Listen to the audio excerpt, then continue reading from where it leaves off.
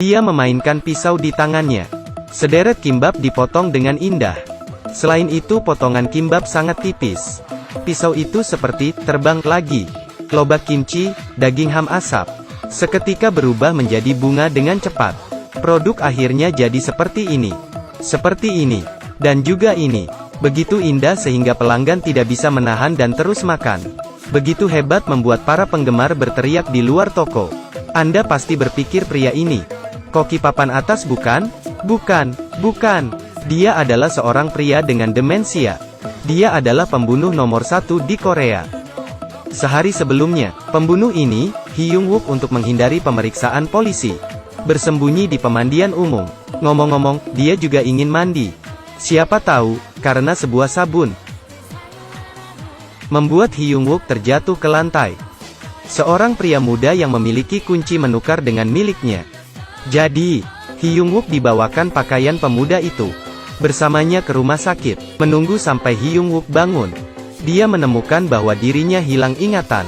Jadi keliru menganggap dirinya sebagai pemuda itu. Pada saat pembayaran biaya rumah sakit ia menemukan bahwa dirinya sangat miskin, tanpa uang sepeser pun. Untungnya, ada seorang gadis bernama Rina yang membawanya ke RS. Merasa simpati, bukan hanya membayar biaya pengobatannya, dia juga memberi tumpangan pulang ke rumahnya.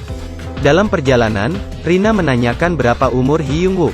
Hyung-wook mengeluarkan tagihan RS. Dia tidak yakin, di sana tertulis ia berumur 32 tahun. Rina membelalakan matanya karena terkejut.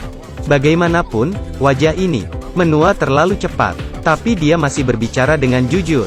Maka Anda tidak akan menjadi lebih tua di masa depan. Menunggu sampai Hyung-wook kembali ke rumahnya. Baru saja Rina memasuki pintu, dia terkejut. Kamar Hyung-wook berantakan seperti peternakan babi. Meskipun Hyung-wook kehilangan ingatannya, tetapi kemampuan untuk mengontrol dengan cepat sebagai seorang pembunuh tetap ada. Dia melihat sekeliling dan segera menemukan sebuah foto yang sudah dibakar.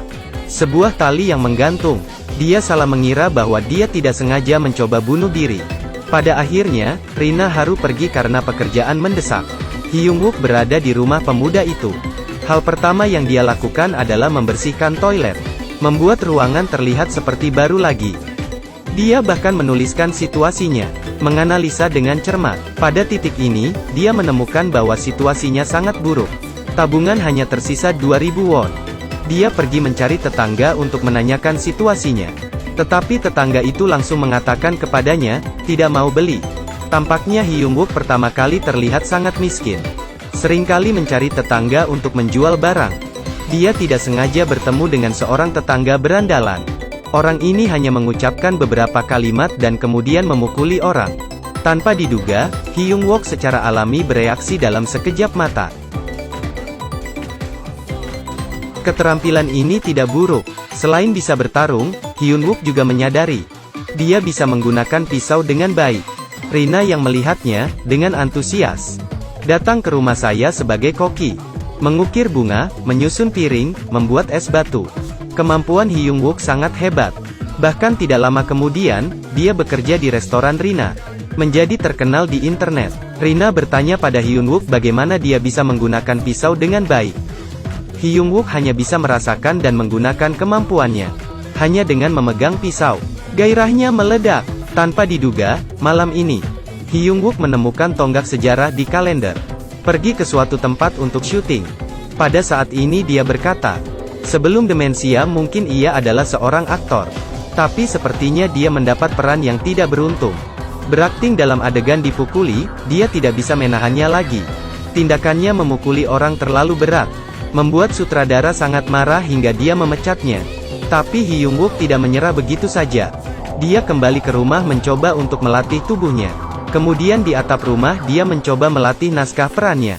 Melatih keterampilan akting dasarnya. Kesempatan itu telah tiba. Hari ini, dia memainkan peran sebagai pelayan seorang kakak laki-laki. Berakting dengan sangat lancar. Dialog yang jelas dan kuat. Langsung mendapat apresiasi dari sutradara. Pertama, dia memberinya lebih banyak peran, kemudian dia dipromosikan menjadi peran pendukung pria. Karir akting berjalan mulus. Dia dan Rina setelah beberapa saat berhubungan. Juga secara bertahap timbul perasaan. Tetapi pada saat ini, Queen Wook ingat akan identitasnya. Dia adalah seorang pembunuh bayaran. Membawa misi, dia segera kembali ke rumahnya. Kemudian ia mendapati seseorang ada di rumahnya, menggantikan kehidupannya. Pria ini, Jae Sung akan bunuh diri. Dia dikritik oleh pemilik rumah karena bau. Dia marah dan mengurungkan niatnya untuk bunuh diri. Pertama dia pergi ke pemandian umum. Dia tidak tahu bahwa, di pemandian umum, pertemuan itu tiba-tiba muncul. Seorang bos dengan uang yang banyak, jatuh terpeleset dan pingsan. Jae Sung, sebelum dia meninggal, ingin hidup sedikit mewah. Diam-diam dia menukar kunci lokernya, memegang dompet paman itu, dan menggunakan jasnya, juga kacamata hitam, keluar dengan sombong. Pertama dia mencari pemilik apartemen, segera memberikan dia uang, dan kemudian dengan sangat sombong berkata padanya, "Tidak perlu mencari saya lagi." Kemudian, menekan remote di tangannya, membuka pintu mobil mewahnya, menyetir mobil ke restoran, di mana ia masih berhutang, membayar satu persatu. Dia datang ke hadapan gadis yang diam-diam dia cintai, ingin berkencan dengannya. Gadis itu segera memberitahunya, "Saya sudah menikah."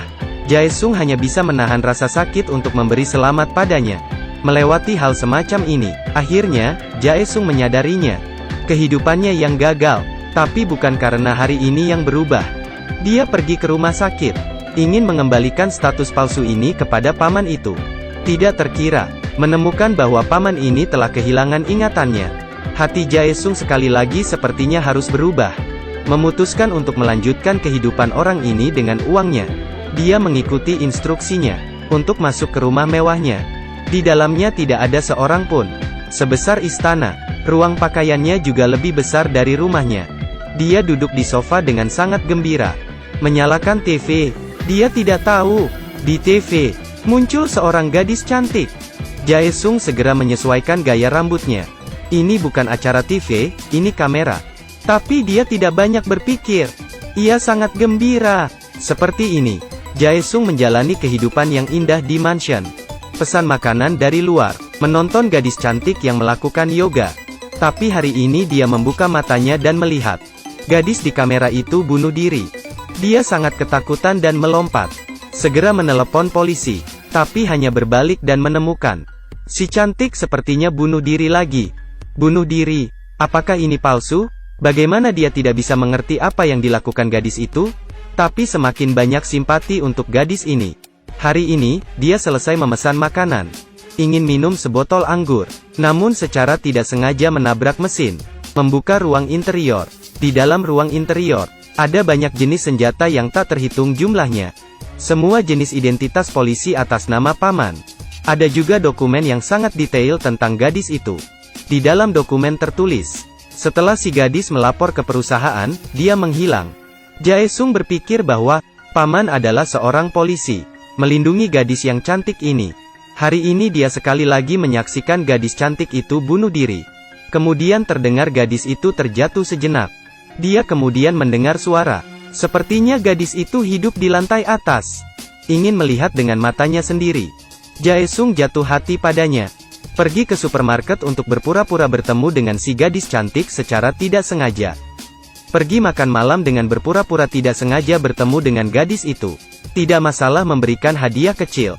Sering bolak-balik, dua orang memutuskan untuk menjalin hubungan cinta. Mengapa di saat Jae Sung menemukan cintanya, tiba-tiba telepon paman berdering. Jae Sung menjawab telepon dengan ragu. Orang di telepon bertanya kepada paman kapan dia akan menyelesaikan misinya. Jae Sung mendengarnya dan tidak tahu apa-apa. Namun mendengar lawan bicaranya, dia tidak mengetahui paman seperti apa.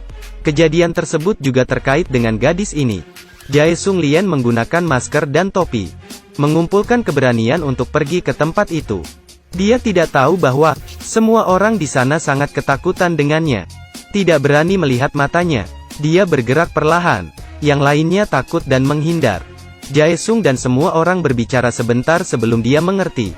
Ternyata, paman ini adalah pembunuh terhebat di Korea. Jadi itu alasan mengapa semua orang takut dengannya. Dan gadis cantik itu, adalah orang yang dicari mereka.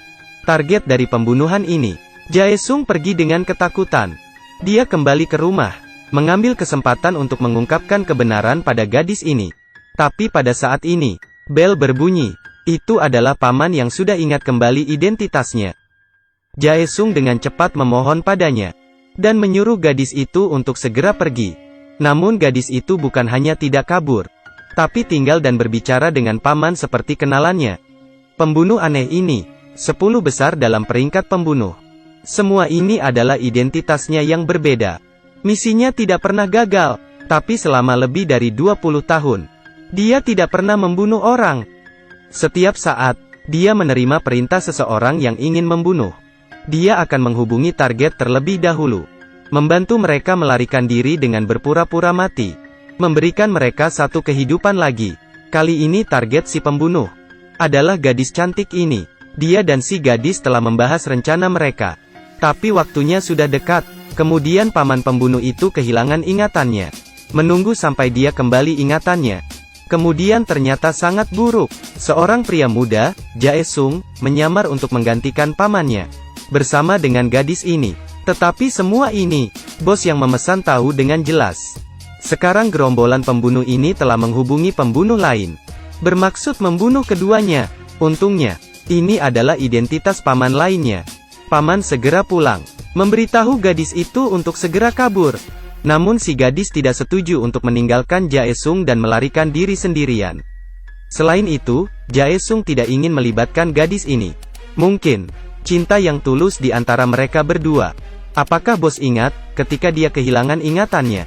Perasaannya dengan Rina. Pembunuh dingin ini juga merasa tergerak untuk menyelamatkan dua orang dalam masalah ini. Dia mulai mengarahkan drama besar. Setelah mereka bertiga bersiap, paman menghubungi bosnya. Besok jam 10, bawa 1 miliar won ke tujuan yang telah ditentukan. Anda akan melihat kematian gadis itu dengan mata kepala Anda sendiri. Paman tahu bahwa kali ini sangat berbahaya. Dia mencari Rina, gadis yang ia cintai ketika dia kehilangan ingatannya. Secara resmi mengucapkan selamat tinggal padanya. Keduanya putus dengan sedih. Waktu berlalu begitu cepat. Keesokan harinya, bos pergi ke tempat kejadian. Keinginan membunuhnya masih ada. Para bos tidak berani mendekat. Jae-sung berteriak dengan lantang. Saya tidak tertarik pada pembunuhan. Kalian ingin lihat, Engjo ini dibunuh oleh orang yang paling dipercaya. Bagaimana rasanya? Selesai berbicara, pisau menusuk tubuhnya. Jadi, para bos mengatakan itu. Pembunuh pertama menyukai gadis itu. Karena momen ini, menakut-nakuti mereka sampai-sampai tidak bergerak. Tapi Jae-sung pura-pura membunuhnya. Menarik gadis itu ke sudut. Menusuknya lagi, menghilangkan keraguan para bos. Pada saat ini, pembunuh yang sebenarnya muncul. Sekarang dia berpura-pura menjadi seseorang yang diundang bos. Membunuh dirinya sendiri. Paman dan Jae-sung berpura-pura bertengkar. Para bos melihatnya tidak bergerak. Lalu, di saat yang tepat, Jae-sung pergi ke tempat yang ditentukan. Bersiap untuk mencapai akhir. Pacar paman, Rina tiba-tiba muncul. Paman itu takut akan terjadi sesuatu. Segera berteriak, siapa perempuan ini? Cepat suruh dia pergi. Rina sudah gila. Saat melihat bintang, kau memanggilnya gadis manis. Sekarang dia seperti ini. Dia langsung naik dan menariknya pergi. Paman tidak bisa menjelaskannya dengan jelas. Hanya bisa memberi isyarat pada matanya kepada Jae-sung. Tusuk aku dengan pisau. Untungnya, Jae-sung tidak bodoh, memahami maksud paman. Pisau ditusukkan. Ditusuk langsung ke perut paman. Ia mengambil kesempatan ini, berdiri di posisi yang digariskan. Kemudian menuju ke tempat gadis yang berpura-pura mati yang bersembunyi di samping. Memberinya sinyal. Gadis itu langsung menekan tombol. Para bos langsung pergi. Mereka bertiga keluar dari kotak kosong. Gadis cantik dan Jae-sung sangat senang dan saling berpelukan. Dan Rina tertipu, pergi dengan marah. Paman segera mengejarnya, menjelaskan situasinya dan meminta maaf. Juga mengatakan bahwa dia sebenarnya berusia 45 tahun. Membuat Rina lebih tidak bisa menerimanya. Pamannya juga berusia 45 tahun. Hingga sang paman ikut ambil bagian dalam film tersebut. Sebelum menutup film, naskah itu diubah untuk menyatakan cinta kepada Rina. Saya ingin menghapus kenangan masa lalu. Mengambil status sekarang untuk bersamamu. Rina akhirnya memaafkan paman itu. Tapi pamannya benar-benar menyerah. Status pembunuh teratasnya menjadi koki bersama Rina. Hidup bersama dengan bahagia. Apapun statusnya, sebagai pembunuh kelas atas dan tinggal di mansion. Atau seperti Jaesung yang tinggal di kelas bawah. Orang yang bekerja keras, bisa mencapai kebahagiaannya sendiri.